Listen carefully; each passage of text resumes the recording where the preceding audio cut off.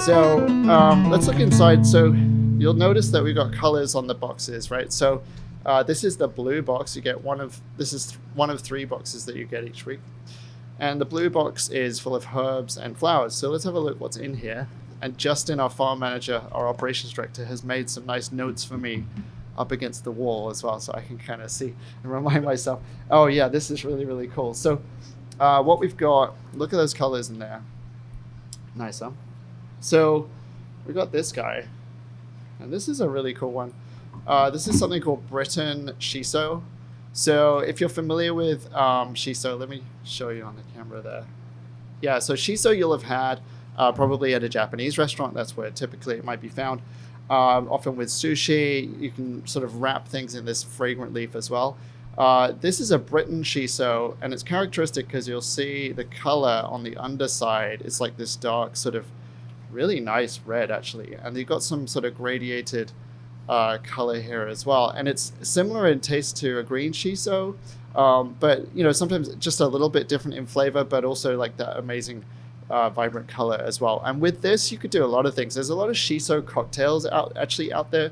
If you search for something like Shiso Yuzu or like a Shiso, you could even do like a martini and sort of tear this as you make it and get that really nice fragrance on there, but also a lot of Japanese dishes as well. If you become a member, what you do is get access as well to a bunch of recipes and a bunch of other content that shows you what to do with this stuff as you order. So very, very cool. So that's Britton Shiso. We've also got a scattering of these Dianthus flowers, which are really, really pretty. They work great getting cocktails. But also I made some granola on the weekend for me and my girlfriend, and actually just popped some little flowers in there as well. Really, really nice. What we do to separate these items as well is that it's hard to see in here, but basically within the container, we use popcorn chutes to separate out the items. So instead of using like a plastic divider or something like that, we've got these natural, biodegradable, obviously, and edible popcorn chutes, which is really cool. And then let's have a look. All right, the other main thing in here, and there's quite a lot of it, is this Blue Spice Basil. And Blue Spice Basil is really fragrant. It's got an amazing sort of sweet quality to it. You've had this, right, Michael? It's like you get this sort of vanilla berry sweet, somewhat sort of almost like a dessert scent and aroma from this, but also a bit of spice. So if you eat this, you'll get a little bit of that. It's sort of maybe evocative of like a Thai kind of spice in there as well. It's really, really nice. Hard to explain until you've tried it. But also we've got these, which are really precious. These are the flowers of the Blue Spice Basil. And I can really just smell this literally by opening it up and just moving it. You can smell this. These are so beautiful. These little flowers have that aroma. And for something like this, a lot of home cooks have maybe never even used flowers before, right? So what do you do with these? And really what I normally say is you can make almost any dish more special just by popping a few flowers on. And the advantage of flowers like this Blue Spice Basil, is that it has aroma as well. It has taste. And so for instance, let's say you were doing even a simple, like a Thai curry or something like that. You might pop these little flowers just on top of the rice that you've got next to the curry, and it's going to give that rice a fragrance that you wouldn't get anywhere else. Or even if you wanted to do something like, something really simple, like a very common dish, like a fried rice, but pop a few of these flowers on as you're serving it, and it's going to give you that fragrance without having to use even very much product at all. It's really, really nice. So by getting access to this box, you're sort of getting some of the tools that chefs have and chefs are used to getting, but you can't find them in the supermarket, and especially you can't find them super fresh. So normally if you're coming across, fresh flowers for edible flowers in New York City, they're getting flown in from California. Nothing wrong with California, but it's a long way away. And, if you think about water use as well, one of the nice things about hydroponic farming is that these farms really don't use very much water. But also we're in a state, New York, that actually has plenty of water. So we're using New York water. We're not using California water, which is severely, severely in trouble right now. Obviously, you know about the droughts and fires and things like that. So just another reason why that's pretty exciting. So that's your herbs and flowers box, the blue box in there. Let's have a look at the yellow one. So Rob, if Yeah. you're sort of, a HelloFresh or one of these meal kit customers, how would you go about experimenting with some of this? Because there's sort of a few schools of thought, right? You've got people that are tight recipe followers, but then there are those that just throw stuff in and see what happens when it comes out.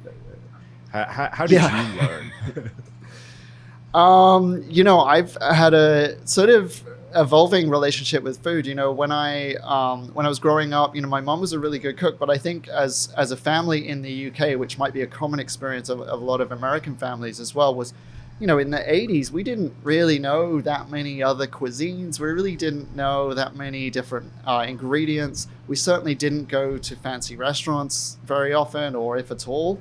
I remember living in Surrey in the UK, at the age of whatever, 10, 11, and this is sort of 1991 or so, a Thai restaurant was like an exotic thing that nobody really knew what that was.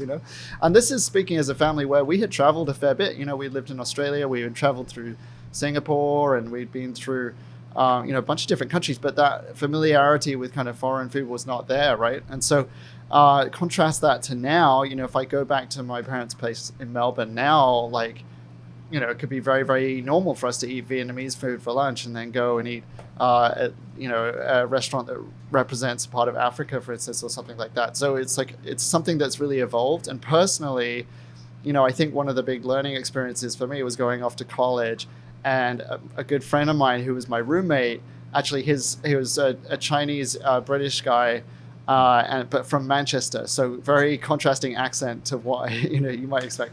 But like his family actually ran a Chinese restaurant, so he was the first person who was like my age who knew how to cook, knew how to like deep fry stuff as well, which was like super exciting.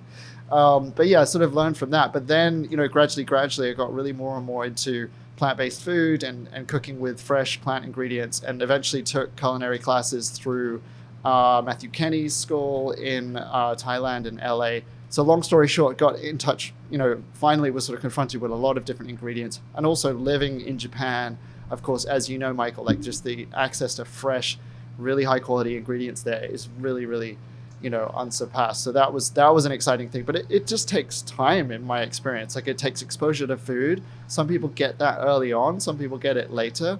It doesn't really, there's no right or wrong way to do it. And I think that one of the best things I learned in culinary school was actually not to be so precious and to be okay with like making a mistake. One of the problems we have as consumers is, we might go onto New York Times and might see this beautiful recipe for like a mushroom pasta or something like that.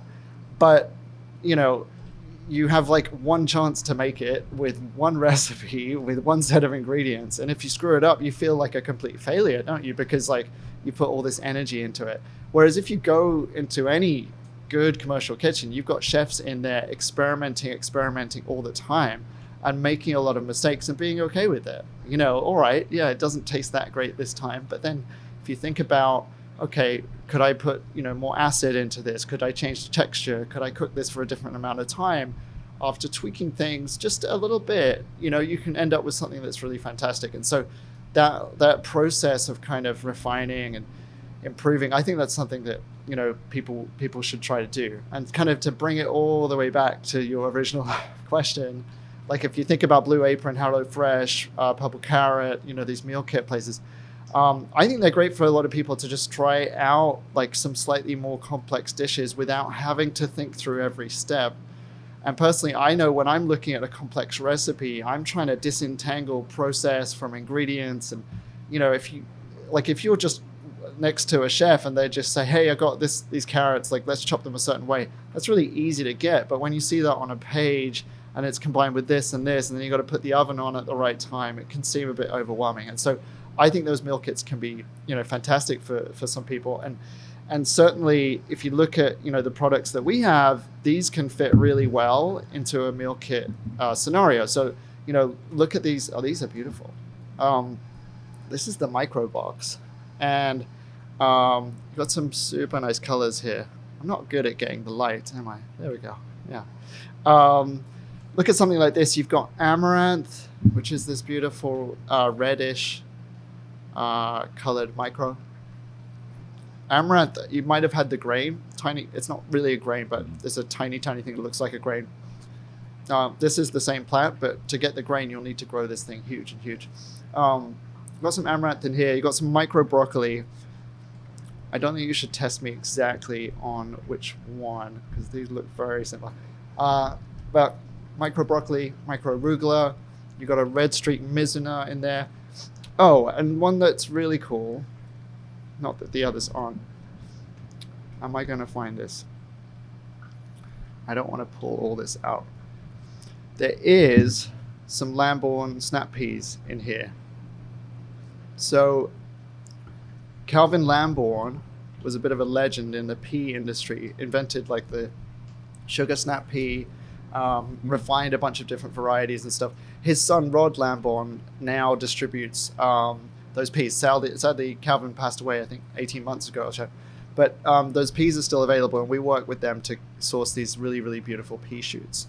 And so in a salad like that, you'll get some sort of slightly more notable things like that. But there's a great mix of micros in there. It's really, really nice and fresh.